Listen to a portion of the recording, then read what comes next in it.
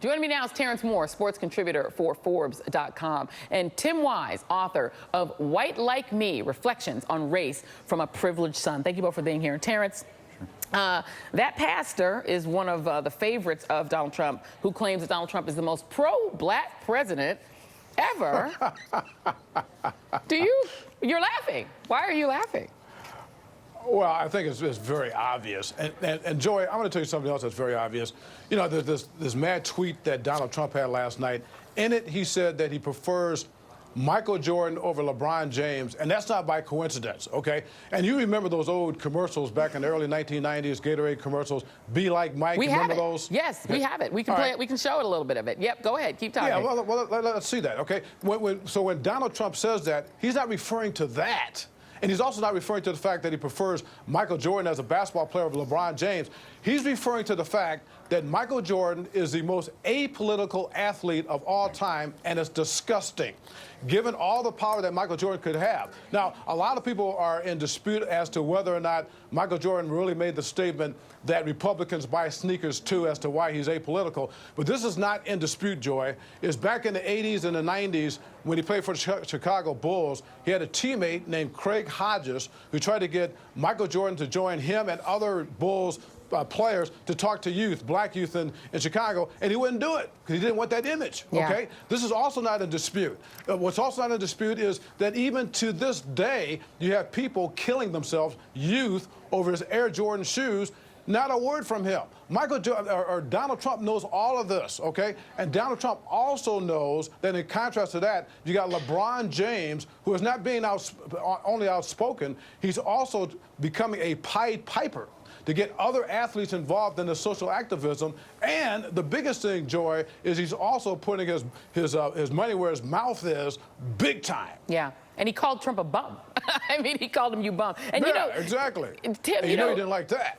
And Tim, you know, with a lot of Donald Trump's antipathies, whether it's against the New York Times or the media or CNN or NBC, there always is this element of sort of what looks like underlying anger because he really wanted to be friendly with this sort of celebrity aspect or this prominent person. He wanted their respect and admiration and didn't get it, and so then he gets mad. I mean, a lot of people remember he was originally a fan of Barack Obama before he decided to turn on him and go birther. And it's interesting because Donald Trump back in 2015 was kind of a stand for LeBron James. He was saying, you know, he's tweeting positively about great King James yesterday. LeBron, tough competitor, delivers under pressure.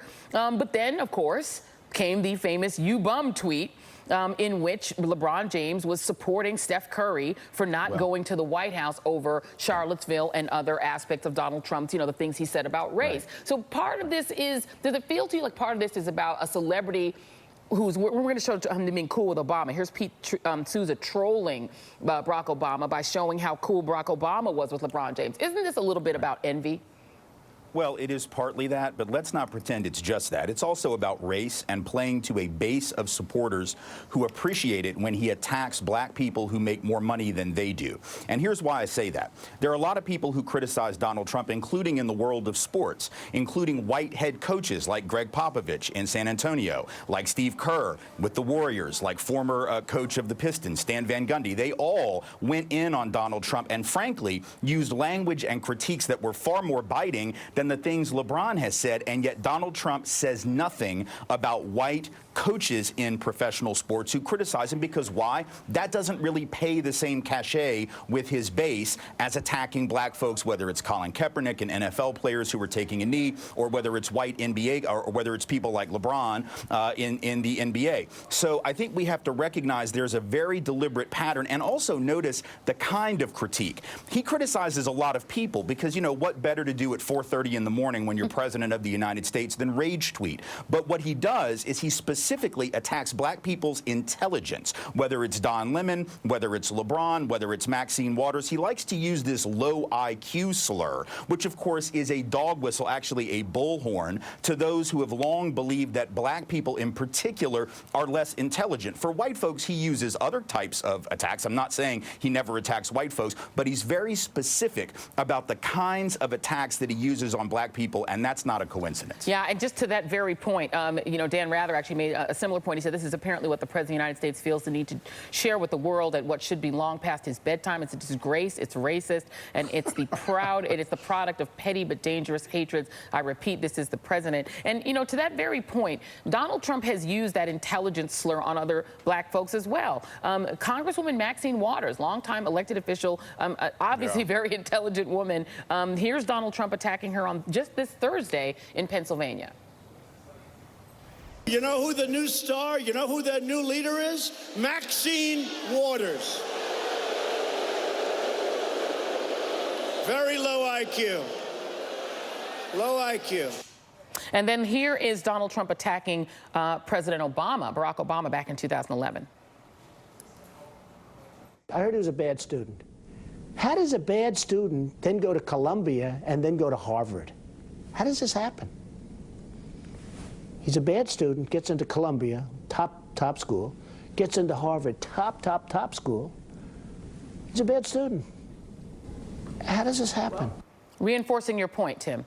Yeah, I mean, this is a guy who graduated magna cum laude from Harvard Law, was head of the law review. They don't give that stuff out just for the hell of it. Donald Trump has always realized that he himself, got into Penn because a dean or something felt sorry for his dead brother and allowed him to transfer from Fordham or whatever. He didn't get in the traditional way at an Ivy League school himself. So this is a lot of projection on his part. He is constantly claiming that black people don't really deserve what they have. And in the case of the attacks on ball players, the message to his base is, how dare these wealthy, powerful black people criticize the country or the president of the country, because for black people who have been successful to do so is seen by a lot of white folks on the right as ungrateful. Of course, when rich white people like Donald Trump criticize America in front of Vladimir Putin and the press, or criticize America on the campaign trail with a slogan, "Jeff sucks at present," that's apparently okay. But God forbid a black person take a knee in protest of racism in the justice system, because then they're being ungrateful. This is part of a long-standing and ultimately race-resentful and racist pattern. Yeah, and Terrence, but here's the thing. No, go on. Yeah, go ahead, Terrence. Yeah, because to piggyback on something that Tim said earlier, Greg Popovich, for those who don't know, he is probably the greatest coach in the NBA right now, San Antonio Spurs, and he's been extremely outspoken against Donald Trump, just ripped him to shreds. I had a private conversation with Greg Popovich this past NBA season, and I pulled him aside and we talked about this Donald Trump thing.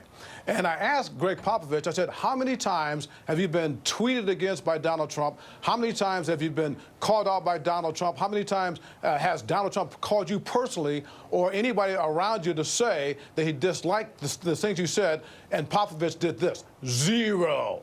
Zero times. So Tim is onto something there. But to piggyback on this, on the black thing about how he's attacking these black athletes or just blacks in general, that's why I love LeBron James. Okay, LeBron James will not be intimidated by this guy, and he can't stand it, Donald Trump. Okay, because LeBron James, you look at his background as to where he came from in Akron, Ohio, to where he is right now. It's a phenomenal story, and for this guy to be this brilliant, very strong and doesn't back down. Those are the type of guys that Donald Trump attacks. So in a weird way, this is a huge compliment, not only to LeBron James, but anybody who is African American who dares to stand up and tell the truth about this guy. Yeah, and he's heading to Ohio to do a rally, having attacked the favorite son of Ohio, the successful, philanthropic. That school is incredible. For those of you who are not up on what he's doing in terms of that I Promise school, it is incredible. I mean, LeBron James is putting his money where his mouth is, educated, very wealthy, and very popular, and that cannot make Donald Trump happy. Terrence Moore, Tim Wise, thank you guys very much. Appreciate you both. Yeah. Thank you. Meanwhile, the Manafort trial.